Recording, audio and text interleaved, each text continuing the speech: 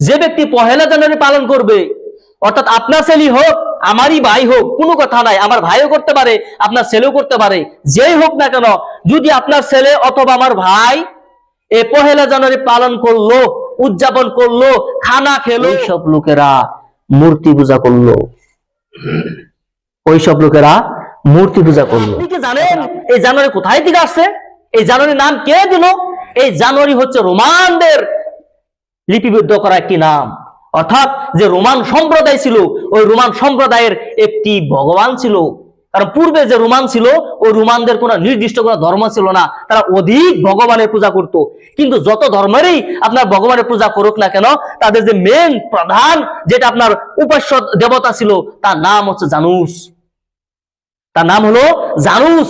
এই জানুসের তারা পূজা করতো। এই জানুসের মাথা ছিল দুইটি, সামনে একটি মাথা, পিছনে একটি মাথা, সেম সেম মুখ, কিন্তু সামনেও ছিল পিছনেও ছিল। ওরা বিশ্বাস করে, কি বিশ্বাস করে, যে আমাদের যে জানুস নামের দেবতা, এই দেবতা মানুষের ভবিষ্যৎ যেভাবে আপনার স্পষ্টভাবে দেখতে পায়, ঠিক তদ্রুপভাবে মানুষের আপনার অতীতে যা ঘটে আসছে, এই প্রত্যেকটা বস্তু আমাদের দেবতা একেবারে স্পষ্টভাবে দেখতে পায়। এই জন্য আমাদের দেবতার মুখ হচ্ছে সামনে এবং পিছনে দুই সাইড। এই যে আপনার রোমান সাম্রাজ্য ছিল ওই সময়ের, ওই রোমান সাম্রাজ্য কি করতো, প্রত্যেকটি কাজ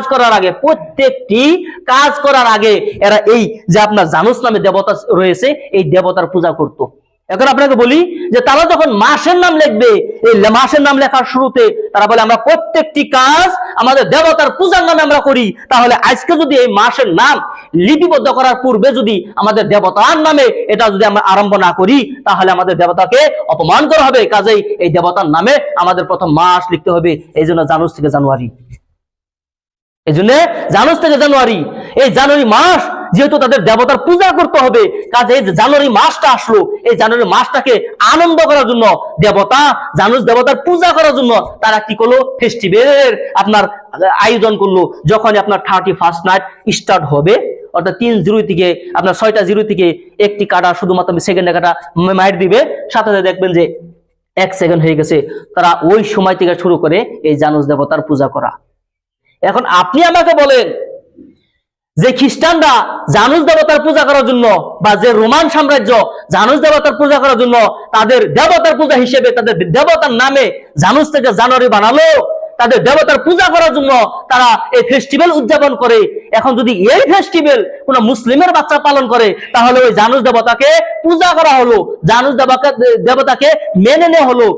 জানুস দেবতা যে মানুষের ভবিষ্যৎ স্পষ্টভাবে দেখতে পায়, জানুস দেবতা যে মানুষের অতীত স্পষ্টভাবে দেখতে পায়, এটা বিশ্বাস করা হলো।